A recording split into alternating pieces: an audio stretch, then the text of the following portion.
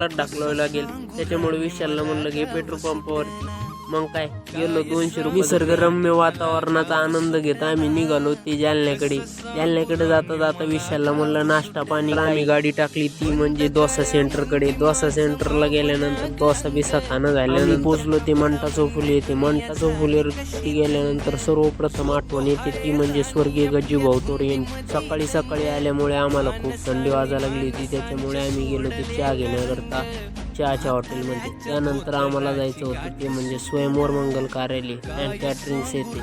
तिथे जाऊन बघतो तर आणखी तयारीच चालू होती. तयारी चालू असल्यामुळे आम्ही घेऊन येतो. कार्यक्रम चालू पण झाला आणि संपला की कधी वेळच लागला नाही. कार्यक्रमाला पाहुणे रावळे फोटोग्राफरचे कार्यक्रम संपत आल्यावर एकच तयारी असते ती म्हणजे कपल फोटोशूटची. आम्ही कपल फोटोशूट घेऊन निघालो ती म्हणजे दुसरा फोटोशूट करिता. चॅनलला सबस्क्राईब नक्की